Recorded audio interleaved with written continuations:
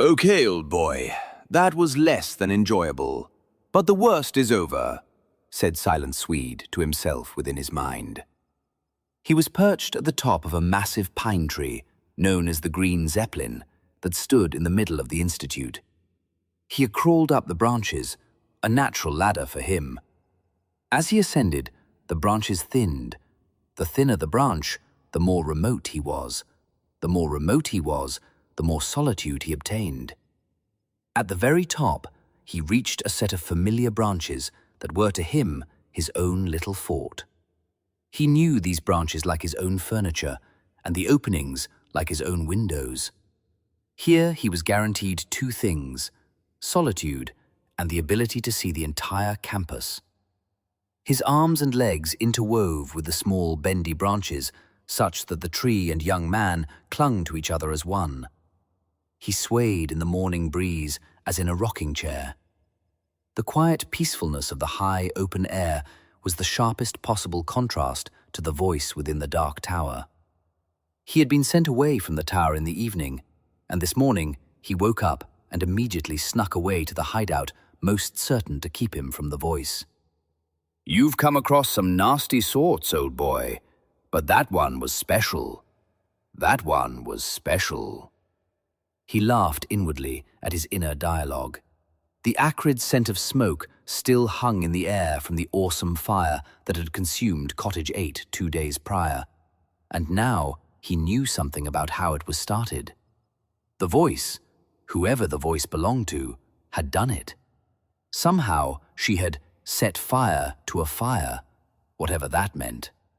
He knew what he needed to do when his body felt this awful and his mind incessantly landed on one hurtful idea.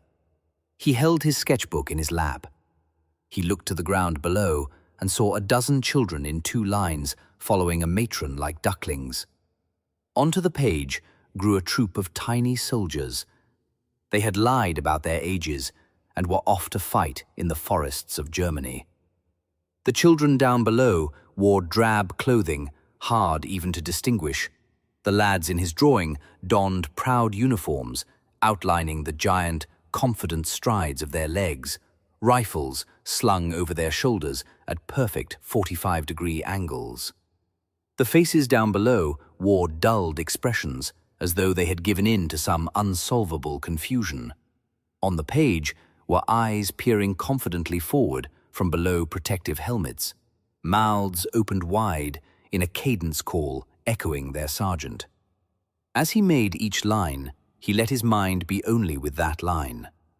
He let his mind drift away from the nightmares that woke him throughout the night. The voice in the tower had put him in that condition that he knew would last for at least a day, maybe a week. His chest hurt in that scary way. His insides felt like electric poison. His breathing was clumsy as it moved to the awkward beat pounded out by his heart. He knew he would feel this way for a while, and the best thing he could do was to stay calm. Focus on drawing. Avoid ugly surprises. His body would settle down eventually. He recalled being the age of the boys he was drawing, and so he wore a nostalgic smile as he drew the game of pretend he had played with his friends back then, such heroic soldiers. He thought how he used to talk. Since then, there had been so much chaos. One day the chaos would be gone. For now, he would draw and keep away. "Look at those eyes. You're getting better at eyes now," ran his inner dialogue, encouraging himself regarding his drawing skills. During the sleep he had gotten, predictably, his recurring nightmare came to him. The nightmare was all the more horrific because it was a replay of a reality he had endured. It had been the day chaos had come to his life.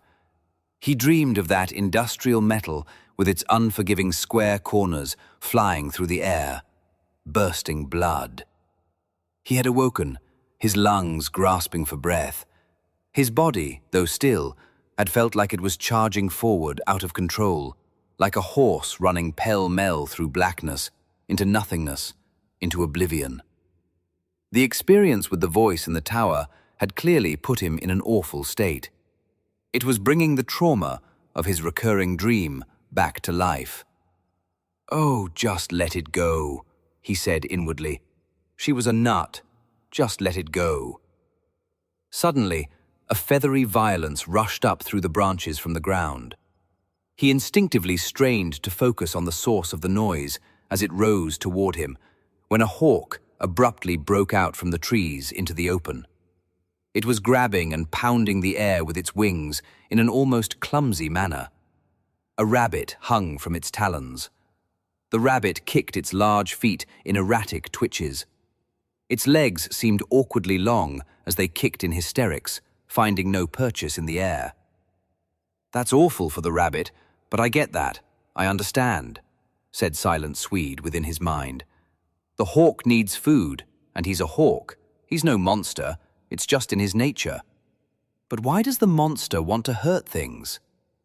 Over the years, he had formed the idea of a monster out there in the world that was out to get him.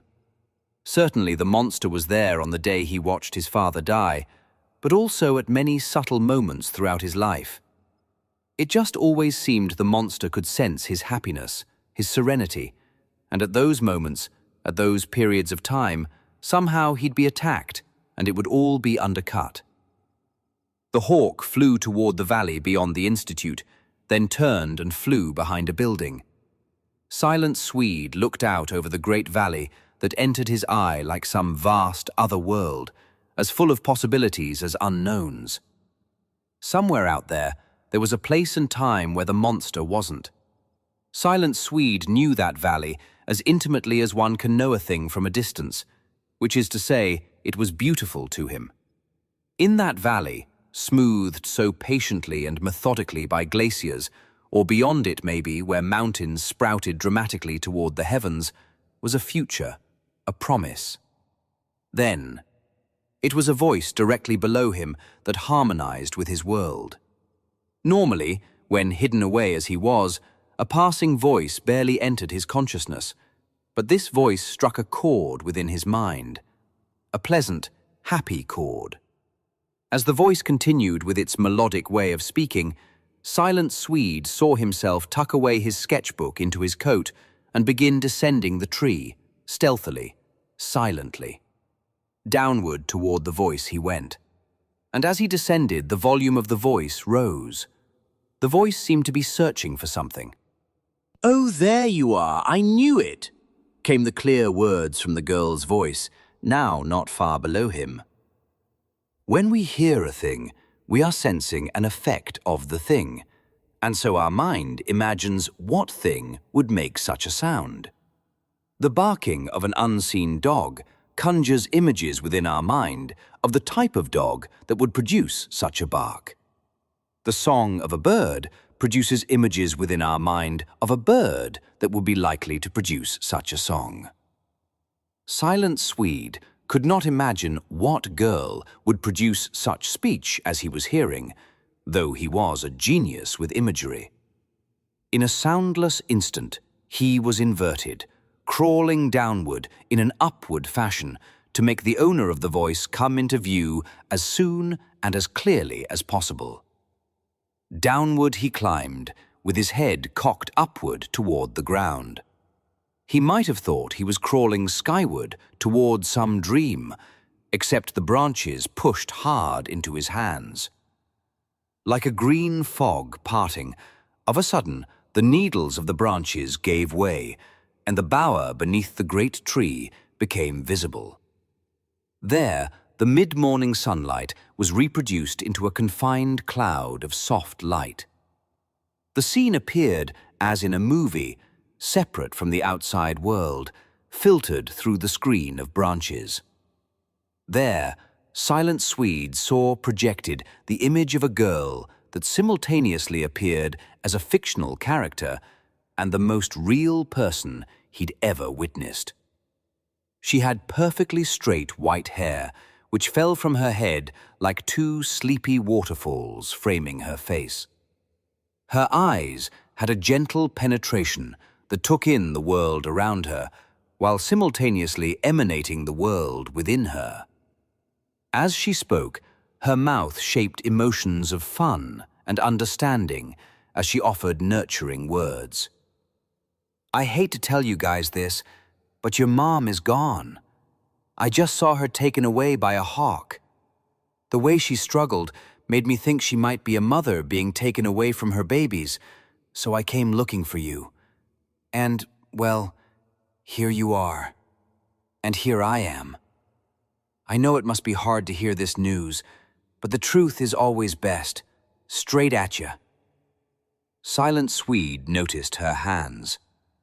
There was a maturity to how she moved them and rested them, yet they were made of the soft vulnerability of youth. And Silent Swede noticed something within himself, something alarming. A part of him wanted to be seen by this girl. An unfamiliar part of him wanted to drop down before her and present himself. This was exciting, yet he was also terrified by this notion. "Here's the thing. I'm an orphan myself, so I get it," went on the girl. "I think it would help me to help you." As though this were the millionth time she'd done so, she began gathering dead leaves and sticks from the ground to create a covering for the nest. Her hands moved as if instinct and practice had forged the mastery of an expert. "You know," she continued, "it sounds funny to me, wrong to me, to say I'm an orphan. I still feel like my mom and dad are with me, and I have my sister. Our family was so good and strong. It just feels like we're always together, even though they're dead and gone. I'm not even with my sister right now, since our cottage burned." "There you guys are. You're all covered, snug and safe. And I know rabbits and bunnies pretty well. You guys have all your fur and your eyes are opened, so your mom didn't have a whole lot left to do for you anyway. You'll be fine, I promise. Your snug little nest is connected to your warren, where you'll be able to go hide away, and I'll bring you food so you don't have to venture out. You'll be fine, my little orphans. There's a new mom in town." As the girl lifted herself and slipped from the bower, Silent Swede looked to the perfect little covering on the floor of the bower, right next to the great tree trunk. The leaves and sticks looked to have been woven into a tidy blanket. He loved how the bunnies were hidden away. He envied the little bunnies with their underground network of tunnels in which to retreat. He envied the little bunnies for their new mother. Without conscious thought, he was sitting upright and drawing what he had seen. This girl with the white hair tending to the precious bunnies within the bower. His pencil danced expertly, yet he had no idea it was happening. It was an evacuation of emotions and ideas, a simple report of what he had seen and how it made him feel. The act of finishing brought him to awareness. He placed his pencil in his pocket and looked at what he had drawn. He was stunned. Before that moment, whenever drawing people, he had always, without exception, reimagined them into something new. "I didn't make up one part of her," he said within his mind. Silent Swede pinned the drawing to the trunk of the great tree and ascended back to his perch at the top. There he swayed in the breeze for an undefinable amount of time, lost to a new feeling he neither understood nor cared to define. The world stretched away from the base of the tree like one grand promise. The promise flowed from the base of the tree through the valleys and to the unseen mountains beyond.